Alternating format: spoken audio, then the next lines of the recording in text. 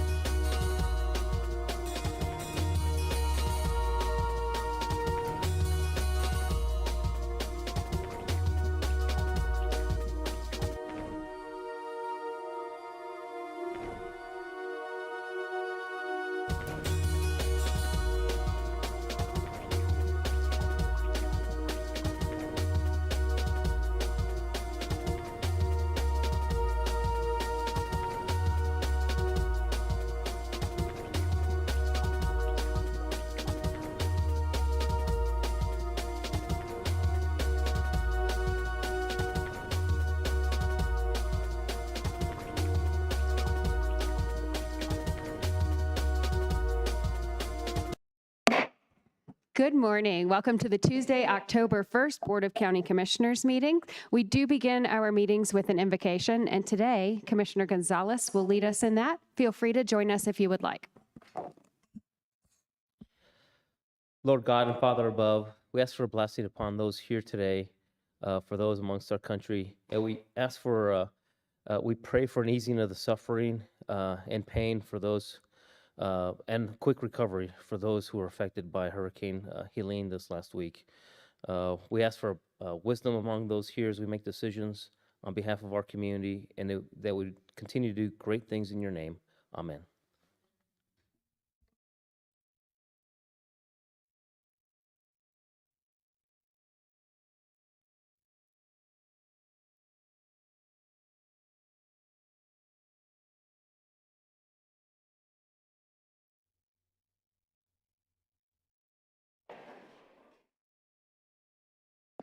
Item number 3.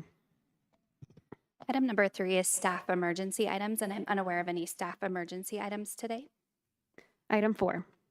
Item number 4 is changes, postponements, and notice of the next meeting. I'm unaware of any changes or postponements to today's agenda, and the next meeting will be Tuesday, October 8th at 9:00 a.m. Item number 5. Item number 5 is a consent calendar, including items 5A through 5F4. Are there any members of the public wishing to speak on any item on today's consent calendar? Hearing none in the room and none online. Thank you, Nancy. Commissioners, questions, comments, and a motion? Yes, I'd like to move approval of the consent calendar, including items 5A through 5G4. Second. That has been moved and seconded. Any further comments? Commissioner Geithner? Madam Chair. Yes. Madam Chair, just to clarify that for the record, it's 5F4, not 5G4. Oh, how come mine says 5G? We have a G4. Apologies. Thank you. Thank you, Madam Clerk, for keeping an eye on us. And just to clarify, those who just walked in the room, we're not here for an item on the consent calendar, correct? Okay. That has been moved and seconded. Any further comments? Commissioner Williams? Aye. Commissioner Vanderwerf? Aye. Commissioner Gonzalez? Aye. Commissioner Geithner? Aye. And the chair votes aye. That passes 5-0. Item number 6. Item number 6 is comments by elected officials and commissioner liaison reports. Do we have any countywide elected officials wishing to make comments at this time? Okay. I see our assessor in the room, and I think maybe our sheriff is coming over a little bit later if he can make it. I would like to kick off this morning's comments if I can. Usually I wrap it up at the end, but there has been a lot of news and talk, and so I thought I would just start it off this morning. You know, last week, Hurricane Helene devastated the lives of tens of millions of people in the southeast part of our country. And you may know that I grew up in Southwest Georgia, which has still not fully recovered economically from the last major hurricane a few years ago. Thankfully, my hometown dodged a full hit from Helene. On Friday, I checked in with my parents to see how they were doing. My dad's a pecan farmer, and his livelihood depends on harvesting pecans over the next few months. I was grateful to learn that my dad's farming operation was largely untouched by the wrath of the storm. My dad believed he had not only weathered the literal storm, but also the economic, metaphorical storm as well. But he didn't leave it there. My dad is doing what he did after the last major hurricane and the one before that as well. He's helping out the other farmers in Georgia who were hit harder than he was and making sure that their livelihoods are also protected. After the last hurricane, my dad lent his equipment out around the state to help farmers get back on their feet to support their families. And they would do the same for him if that storm hadn't gone 30 miles to the east. I learned the value of members of a community coming together to help each other from my dad and the rugged work ethic of farmers. And from a young age, I appreciated that the highest calling was helping those around you in service when called. It was that calling that led me to want to serve on the county commission years ago. And it's that same calling that is leading me to serve running one of the most important nonprofits in our community. As you have likely already heard, I have accepted the role of CEO and president of the Pikes Peak United Way. In this role, I will continue to work to solve problems in our community by bringing stakeholders together and assisting those who struggle in our county.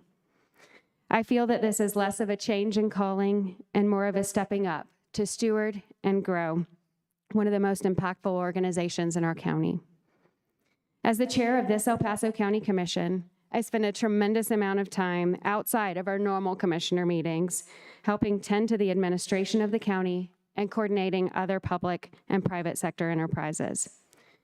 To allow me to immediately step up to my new nonprofit duties, I will be resigning as chair of this commission next week and ushering in an orderly transition to a new chair who will complete the work I have conducted on budget and administration. I have every confidence that the next chair will be more than capable of providing the leadership and vision our county needs. And I look forward to supporting the next chair through my continued commitment as a member of this board. 6 years ago, and then again 2 years ago, I was elected by the citizens of District 5 on the platform of providing pragmatic solutions to real problems in our community.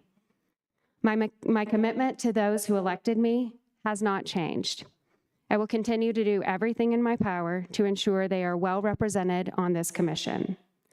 To facilitate this, I've made the commitment to methodically work towards a transition that will be based on readiness rather than an arbitrary timeline.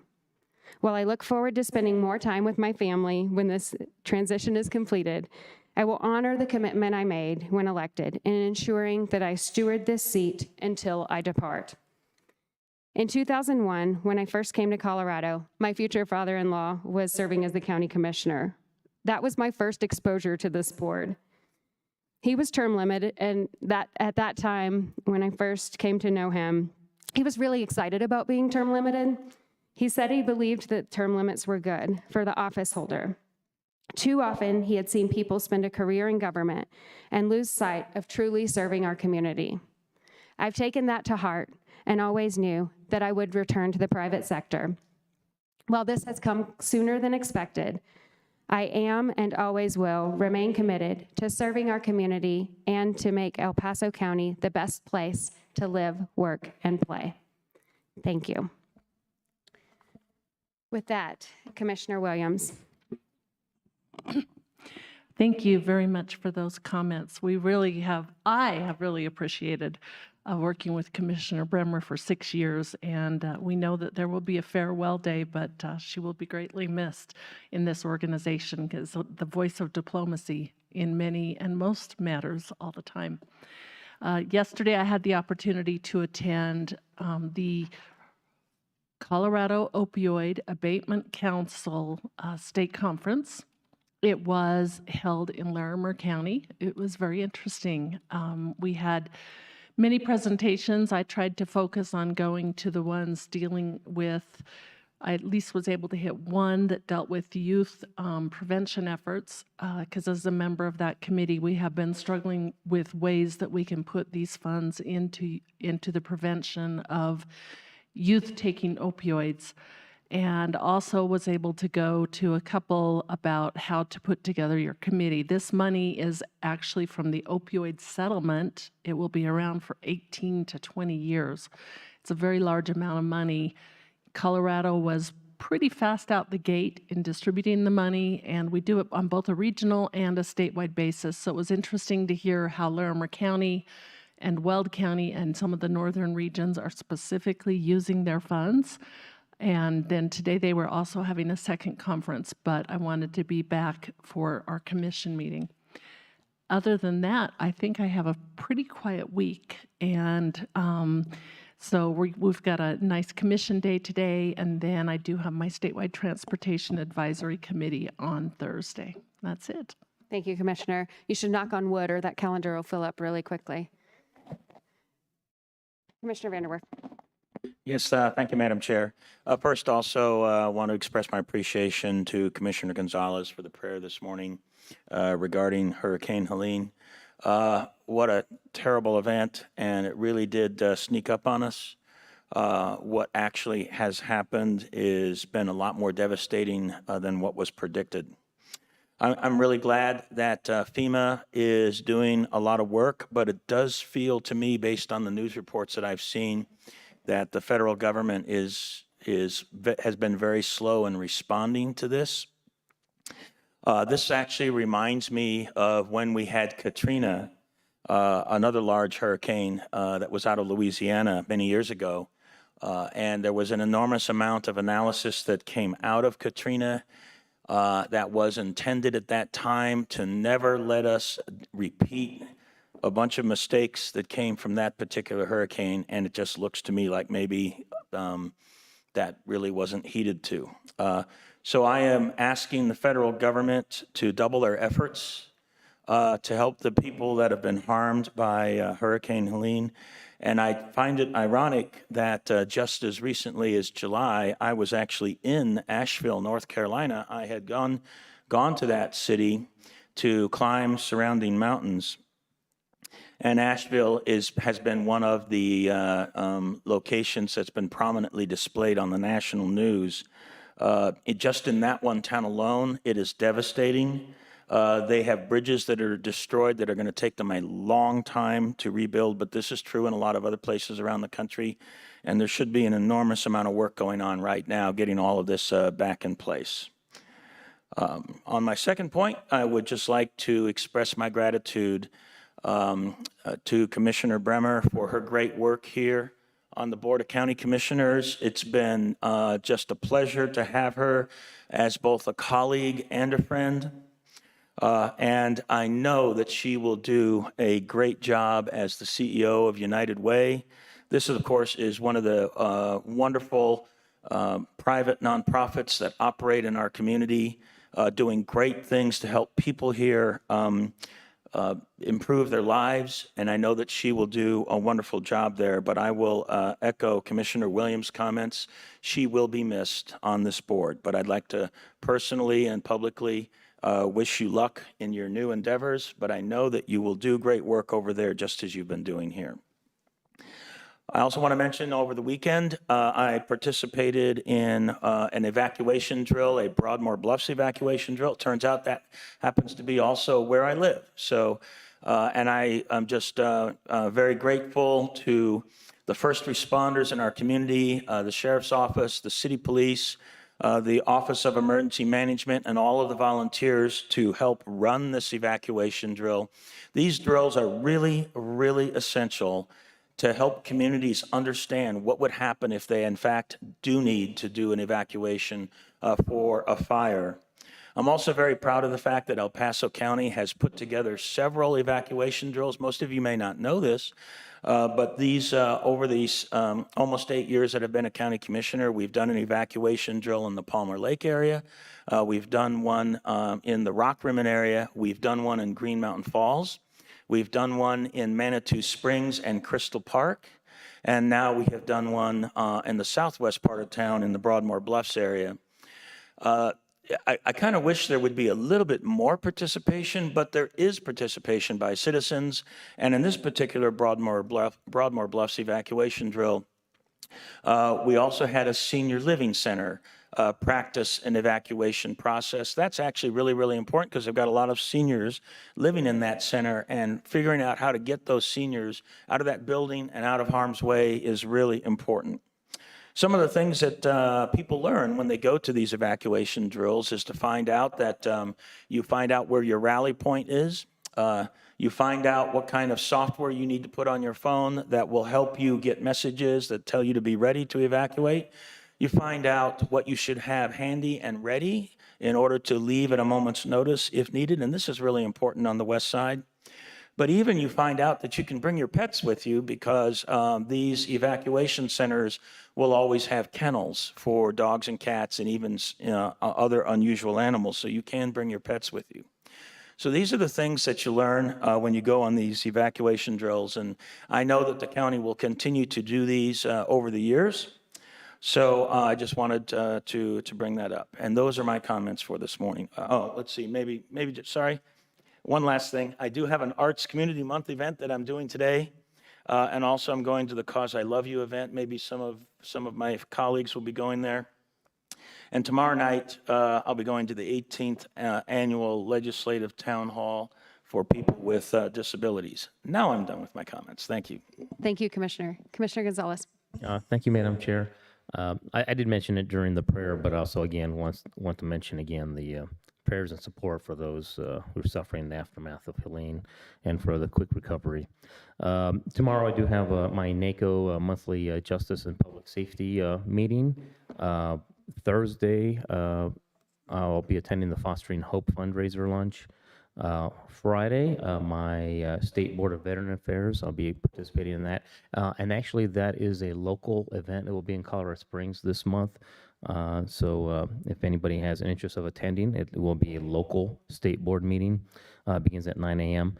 And then probably the most important thing for everybody, did want to highlight that this Saturday morning is the Air Force versus Navy football game. Although we are not having a very good start to the season, Service Academy inter-service games tend to be very competitive nonetheless, and so I'm hoping for a big win. So go Air Force.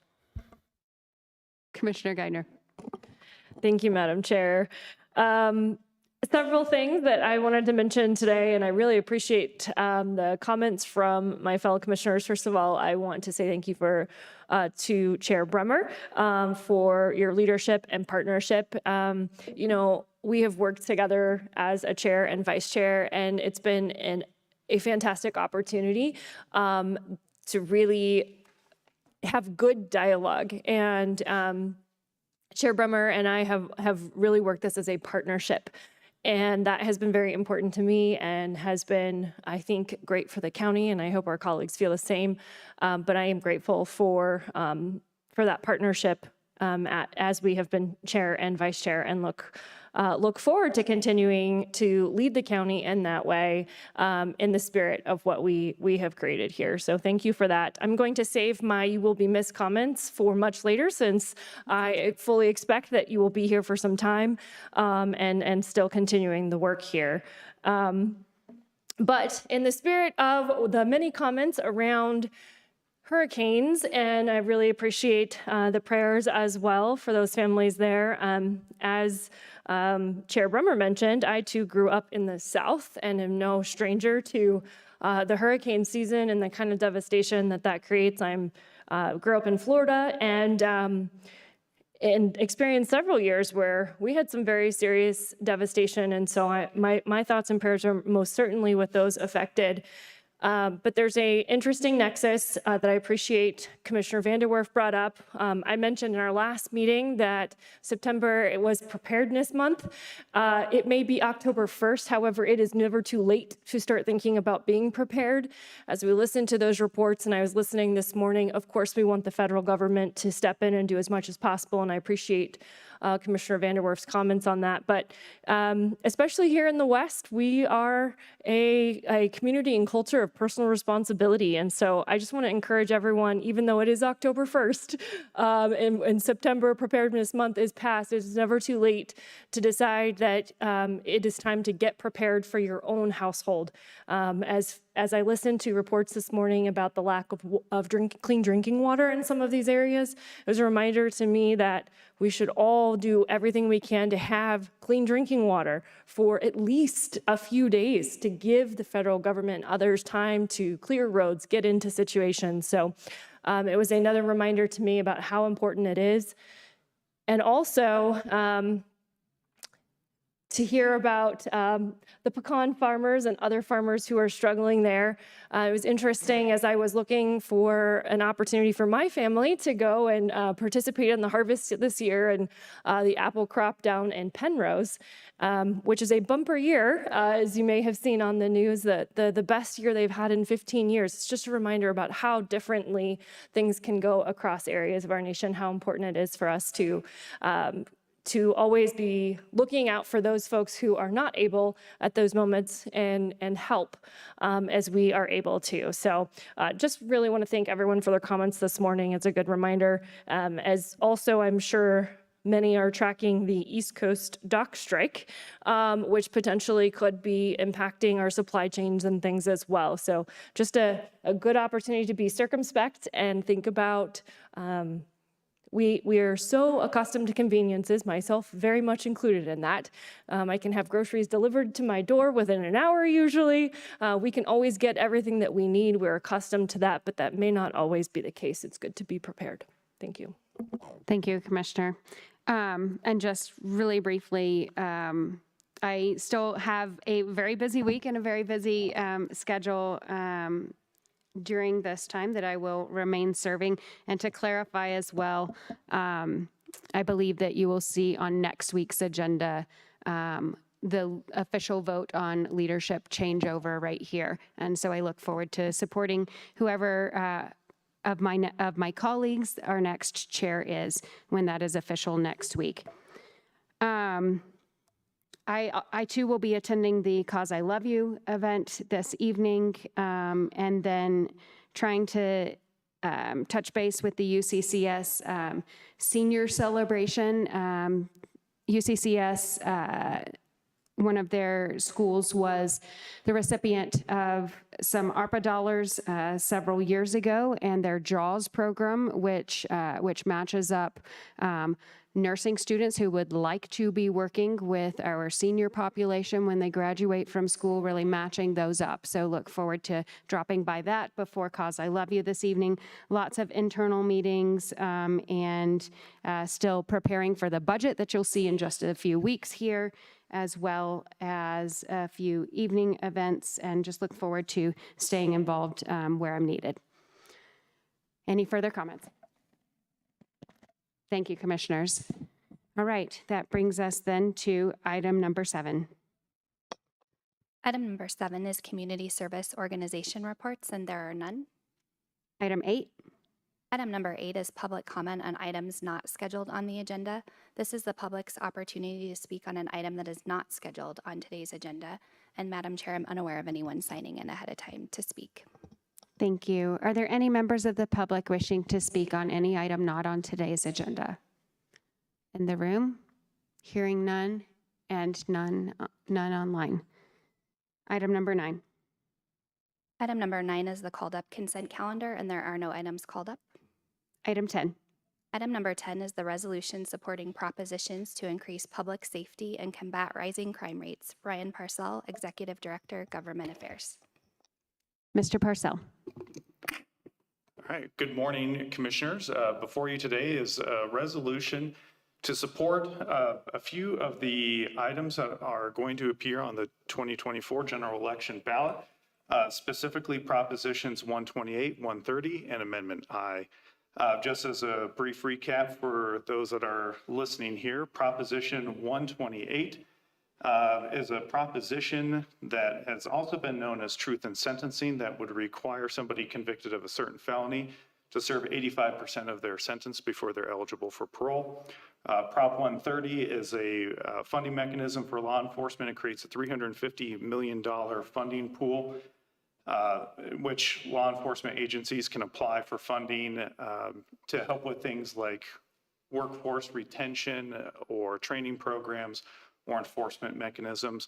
It also sets up $1 million death benefit for any peace officer who sadly loses their life in the line of duty. And then Amendment I bans bail for somebody that's been charged with first-degree murder. So obviously all these have to do with public safety. While I'm the only one here today, we've been working with both District Attorney Michael Allen and Sheriff Joel Roybal on these things. Appreciate the work that they do to keep our community safe and help get justice for victims of crimes. So with that, I welcome any questions or comments on this resolution. Do we have any questions? Okay, approval of this resolution will require a motion second and a full vote of the board. Do we have any comments before? Actually, can I get a motion and a second? Move approval of this item. I'll second. It's been moved and seconded. Any further discussion? Commissioner Gonzalez. Thank you, Madam Chair. Well, what I like about this, we're looking to support public safety, looking to support the things that we need to do so that our residents can be taken care of. What I don't like is the fact that these are responses to some bad decisions at the state level that have resulted in increased issues, increased crime, issues that now need to be corrected by the people's vote because of some poor decisions made at the state legislature from people on the left who have made some decisions that have just really not been smart for our communities. Thank you. Thank you. Commissioner Vanderwerf. Yes, thank you, Madam Chair, and I'll concur with Commissioner Gonzalez's comments. Unfortunately, we do have several people in the state legislature that seem to think that reducing punishment for violent crime is the way to stop violent crime. This is a ridiculous assertion, and really, I am so glad that we have these citizen ballot initiatives here, and you can see it factually in the evidence when the state lowered the punishment for auto theft, and then we became the biggest auto theft state in the nation directly after that law was put into place. And the legislators had to admit that that was a mistake and actually wrote follow-on legislation to increase the penalties back because it was a mistake. So here we are once again with a whole variety of different things that really has been mistakes from the legislature. It's been proven in auto theft. It's been proven scientifically in so many other endeavors, and yet the legislature doesn't seem to want to listen to facts. I am so grateful that we have citizen ballots in Colorado, because these will be opportunities for the citizens to tell the legislature that they have made mistakes and that we, in fact, want these kinds of effects from crime. It is, in fact, proven as a deterrent to have penalties that are sufficient to deter people from committing these crimes. So I am grateful that we have these things, and I will be supporting this vote. Commissioner Williams. Yes, so specifically on the truth in sentencing one, I do believe that if a person gets sentenced to stay in jail, that they really need to stay in jail for a fair portion of their sentence. It does mean that they have done a significant crime, and we need them to stay behind bars. Other than that, I do agree these have been bad decisions by our state legislature, who tend to not be law enforcement friendly. And we want to make sure that we support our law enforcement. So I would encourage the citizens to consider our comments as they decide to vote, and hopefully we can get these initiatives passed, and so that we can be able to make our community more safe. Commissioner Geithner. Thank you, Madam Chair. Thank you to Ryan and Brandon, who put in a good bit of work on this and making sure that we had this resolution ready to go. I, again, appreciate the comments of my colleagues. One of the things that I think is very important to remember is that we have 50 states, and that means 50 different experiments going on in the United States all the time, and we can look around and learn from those other states. It's one of the huge benefits that we have. And we have seen in state after state that have gone down the same road, to Commissioner Gonzalez's point, that when we go down this road of decriminalizing and making bad choices when it comes to public safety, that this is where we go. And again, also to Commissioner Vanderwerf's point, it's no surprise, actually, that this is where we are from the decisions that have been made. Particular truth in sentencing is another one that I am that I think is very, very important. We supported that in our Pikes Peak Promise, and we have been supporting that for quite some time now, even as it tried to get its way through the legislature and was killed by, again, Commissioner Gonzalez's point, very left-leaning folks. And I'll disagree, but agree at the same time with my colleague. I don't think that that's because these individuals believe that they're reducing crime. I don't think they're even thinking about that. I think that they have made poor choices based on misguided efforts to show sympathy for the criminal element. And while we all want to see as many people as possible reformed from those type of lifestyles, we cannot allow more victims in our community while we do that in the process. We have to be very aware of those secondary effects and those unintended consequences that again, cause more victims, cause economic impact to our community. And so I think it is very clear that we do need folks to have those sentences, both as a deterrent and also because, quite frankly, we cannot abide having more victims in those cases. So if those individuals need to serve and spend more time behind bars so we do not have more victims in our community, then that's what we need to do. So I'm very supportive of that. Appreciate the law enforcement funding. I do think that this is, again, a very important way for us to show our support to our law enforcement through the death benefit. Unfortunately, we never want to see that happen, but we do want to make sure that we are taking care of those who are taking care of us in our community. And then I believe the last one, the bail issue, was kind of a leftover issue from some other items in law, and it was kind of a loophole, unfortunately, that was discovered and certainly needs to be corrected for the safety of our community. So I appreciate the work that's done on this and look forward to supporting this item. Very well said by all my colleagues. Thank you for wrapping up. Great summary comments, Commissioner Geithner.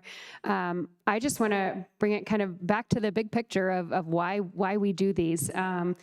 This is a very long and complicated ballot coming up to us in November. And so if we can help our citizens identify in alignment with what they've told us is important and how we've created budgets and systems and everything else around the really priority things for our citizens, public safety is one of them. And if we can help kind of package those in a way that you can see what is going to support that in our community, that's the way we've moved forward. And of course, with the guidance of Brandon Wilson and Ryan Parcells. So thank you for making this very clear and transparent to our community, what should be a priority for us locally.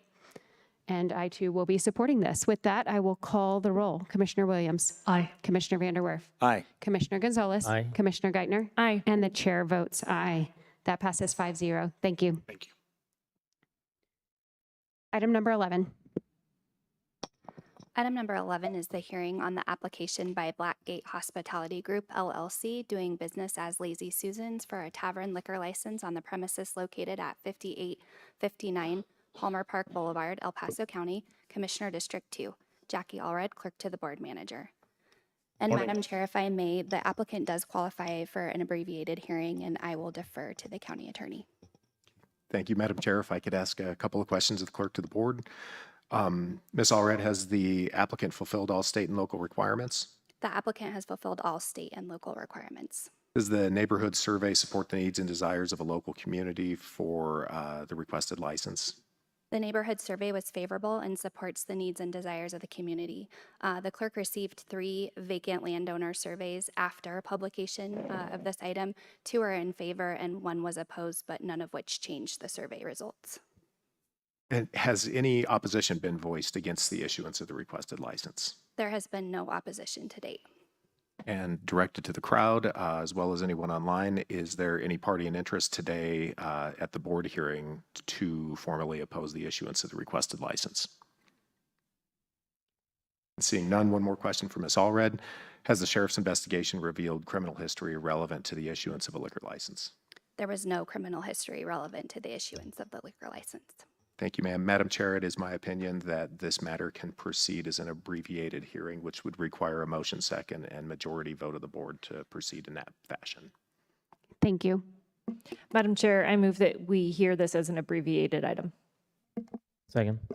That has been moved and seconded. Any further comments? Commissioner Williams. Aye. Commissioner Vanderwerf. Aye. Commissioner Gonzalez. Aye. Commissioner Geithner. Aye. And the chair votes aye. We will proceed with an abbreviated hearing with a vote of 5-0. Thank you to our clerk and to our county attorney for outlining, giving us a place to start. With that, I will ask if the applicant has anything they would like to present or hear. I do know that we generally have questions about that neighborhood survey. We'd like to hear a little bit about your business, your vision, and we'd love to hear from you at this time. Good morning. Thank you for having us. I'll start with our vision. We are really into customer service is a big thing for us, and we're here for the people. And so we really found a need for this type of place over in that community. The concept behind it is that it's comfortable and safe. It's kind of like your best friend's place. And so we really are just into creating a safe place over there where people feel welcomed, and it's just for everybody. Let's see, the survey. Go over the survey. Yeah, we can go over it. Good morning.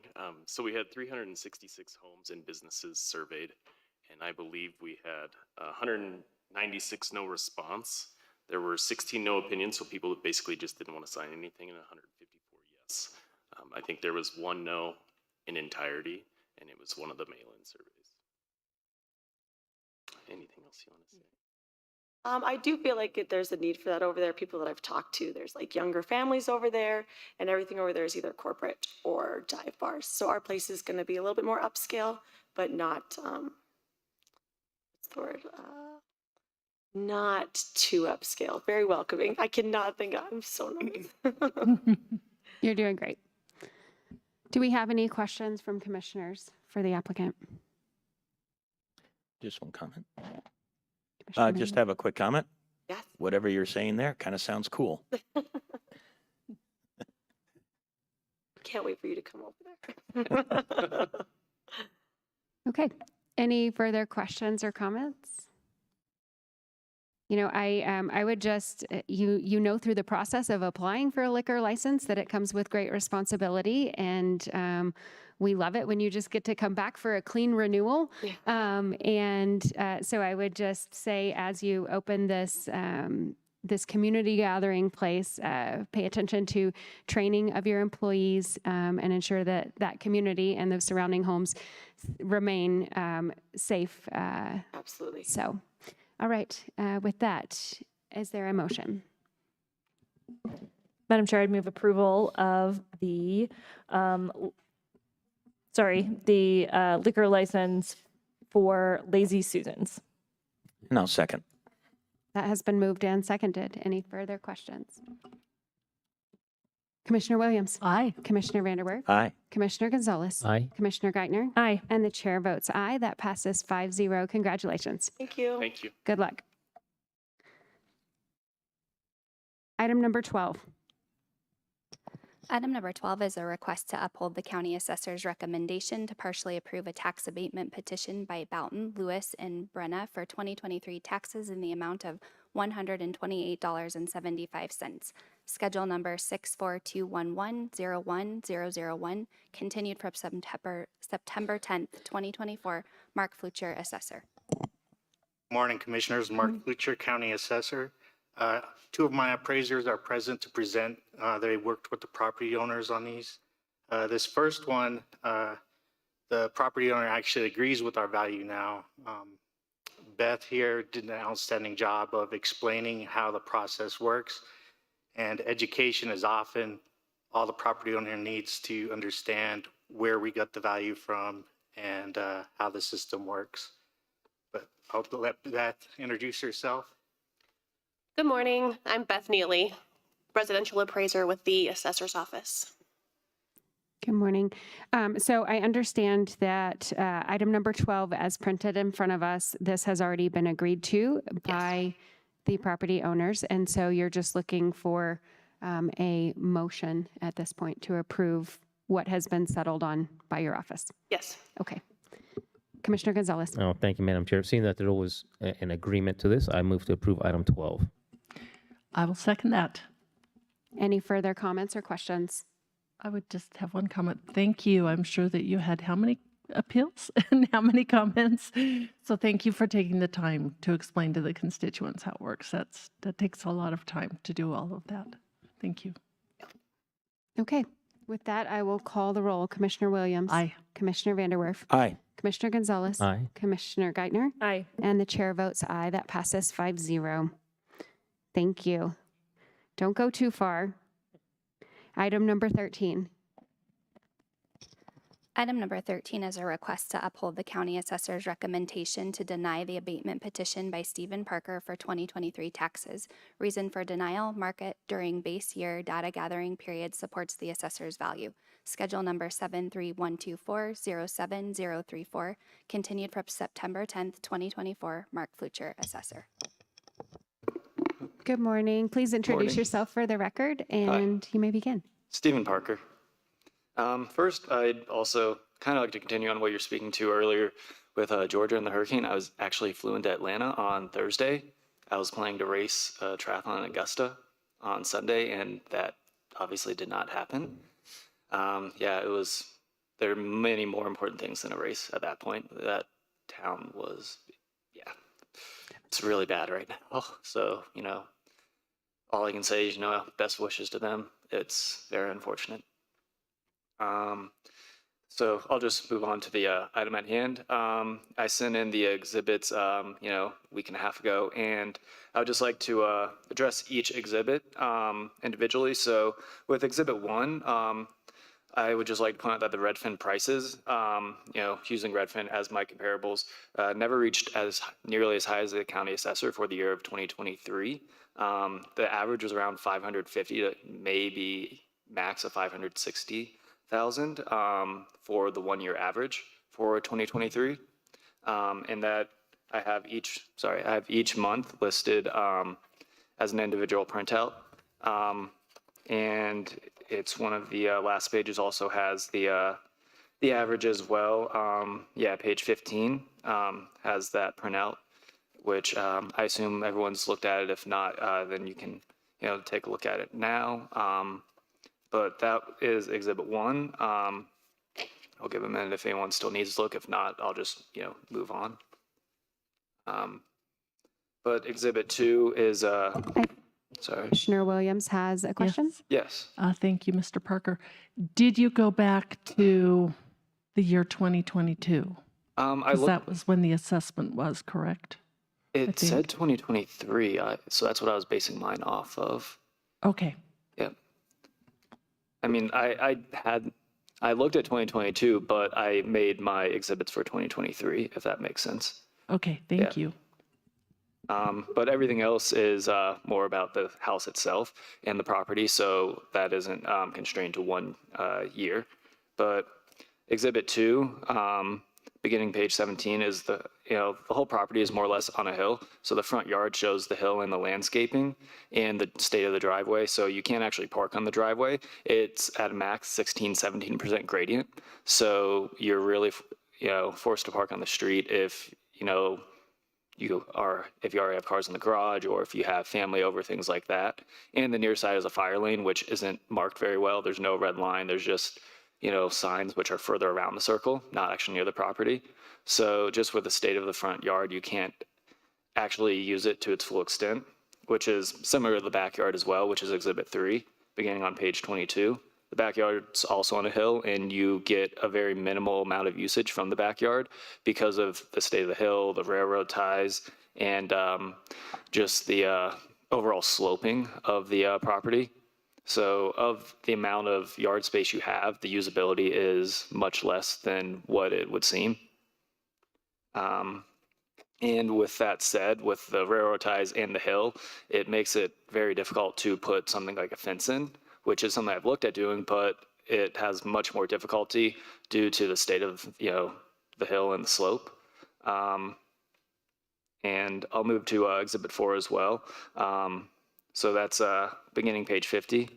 And so that's the driveway and the garage portion, which begins on page 62. So there's cracks in the driveway and the garage from the slope. And there's also a mine on the property in the backyard because, as we know, the Rockrimmon area is a former mine area. So, in the backyard, it is a mine there. and I have, I'm in the mining subsistence program now, but that was just something that I thought I should add about the property itself, because that does have effects on the backyard as well. And also the foundation has, cracks from that as well, vertical cracks throughout the house.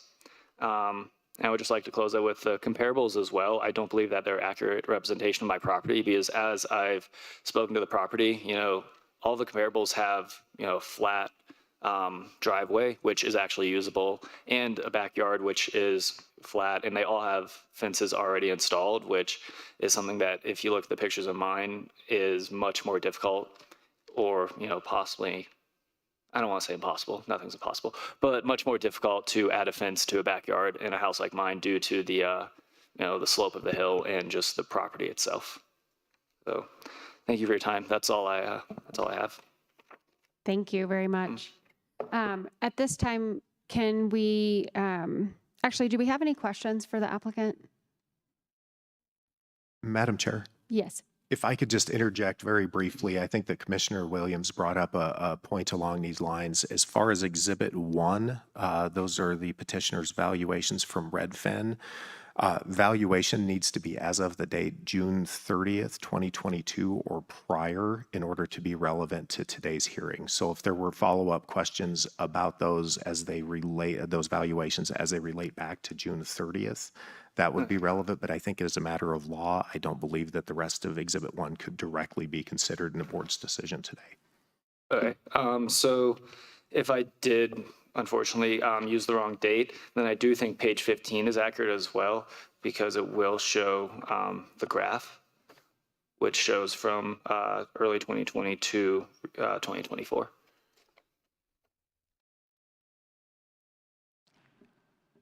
Madam Chairman, if I could. Yes. The reason why I asked that is that was one of the frustrating problems for many homeowners about the assessment, is it did occur right at the very height Yeah. of the 2022 market, not in 2023. And so that's why everybody was very surprised when their taxes came out, because it was for 2022, right when people were overbidding 50, 60,000 for the properties. Yeah. And so that's been something we've had to deal with all of the property owners in the county. So Yeah, thank you. it's not an accurate representation of the properties after the COVID, squeeze. Commissioner Geithner. I just wanted to add to that, because I understand that is a common concern, and yet we do not set those dates here. So we don't have the ability to look at different dates, because those dates are set by the state. Any further comments or questions right now? Can I ask that we hear from the assessor's office on justification for the current valuation given? Good morning. I'm Michael McMillan, residential appraiser with the assessor's office. And should this pull up there, or what I'm looking at? Or okay, there it goes. I will start with page 2. At the bottom is just a brief description of the subject property. The subject property is a 2-story style residence. It has 4 beds and 3.25 baths, and it was constructed in 1978.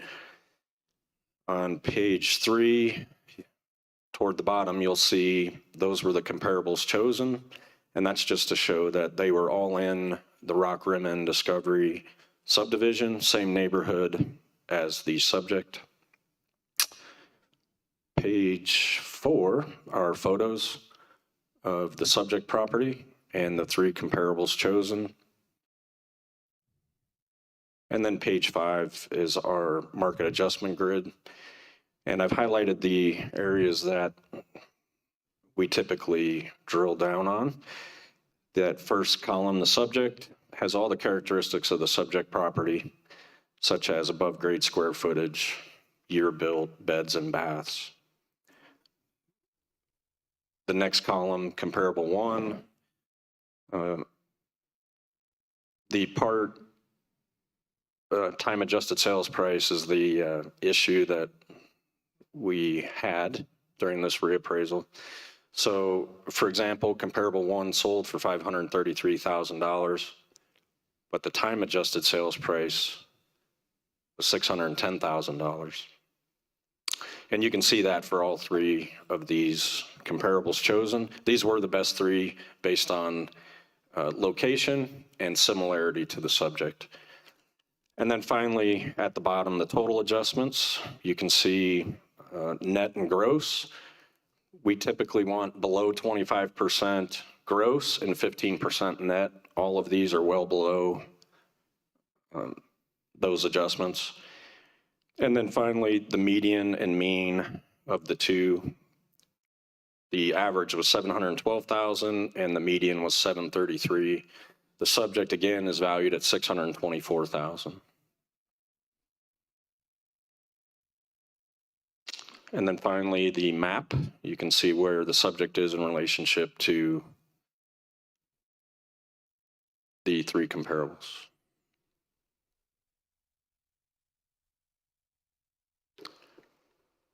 That concludes my presentation. Do we have any questions at this time of the assessor? Commissioner Gonzalez.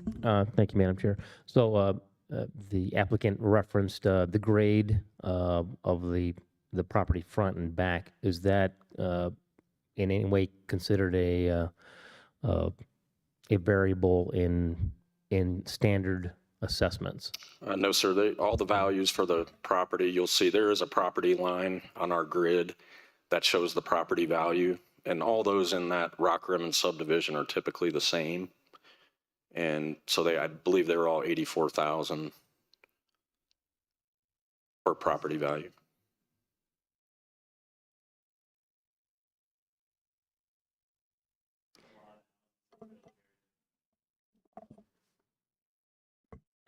Again, so my question is the grade of the property considered a variable for yours or not a consideration? It is not.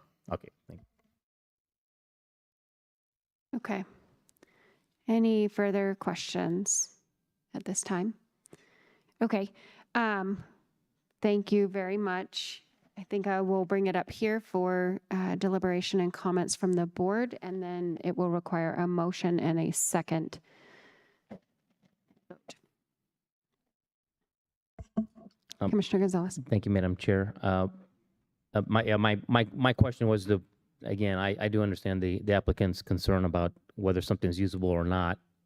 Again, we have to vote on what we're allowed to make our decisions on. That's why I wanted to ask if that was a variance, something we should be taking into account. But if it's not utilized in any of the other assessments throughout the county, I don't think that's fair for me to utilize that, even if it may or may not be something the general public or the applicant may consider for value.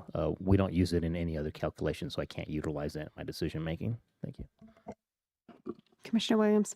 Yes, I think that what this boils down to is we do have to use the rules that are set out by the state. We even had a Board of County Commissioners in Douglas County that tried to change the rules, and that went all the way up to the State Board of Adjustment, and they said they could not do that. They couldn't unilaterally change the rules set out by the state. And so one of our jobs here is to make sure that every citizen gets treated fairly by an elected official. And in my opinion, to make the adjustment would be unfair to the many, many individuals who have sent us in emails for the past 2 years, which were just as many as, maybe about a fifth of what Mr. Flucher received for my district. But I know that the assessment was very, very frustrating for many individuals because all of our taxes increased. Mine increased. I also live in an HOA, so mine have increased for other reasons because of the insurance crisis.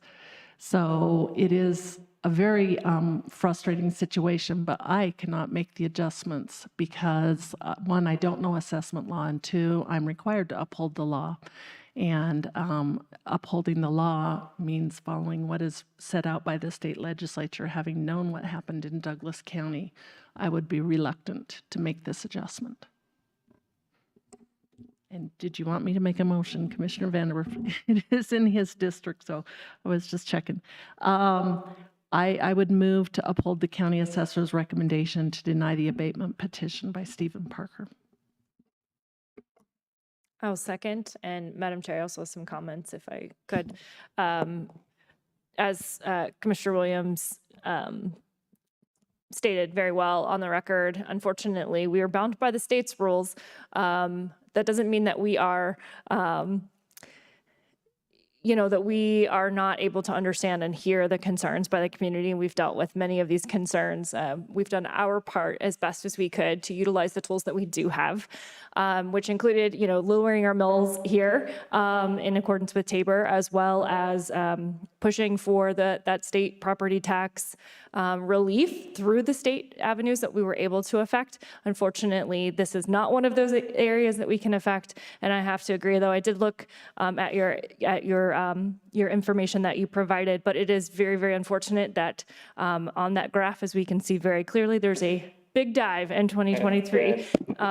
And that is something that we have continually talked about the concerns of residents on that, but it is not something that we are able to affect. So I would encourage you, after this hearing, perhaps to reach out to the folks at the state level that might be able to hear your concerns about the way that those things are done, and share those concerns. However, as I said, I think that there have been other ways that we have really worked to make sure that that all residents are treated fairly, but are seeing some relief from those particular items. So thank you for being here today. I'm sorry that we are not able to make an adjustment for you.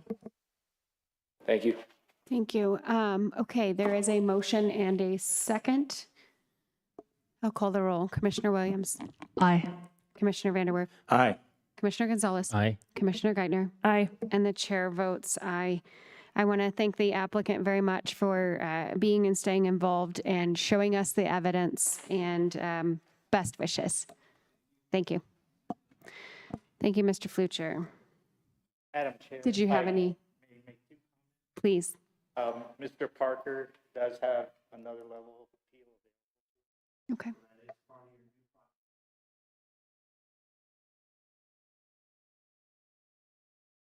Reflected in the 2025. Thank you.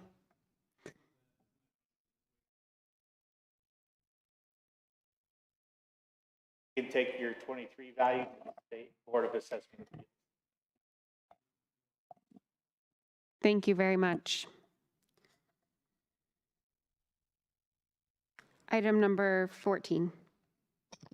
Item number 14 is department and committee reports, non-action items, and there are none. Item 15. Item number 15 is the addendum, and there are no addendums today. Item 16.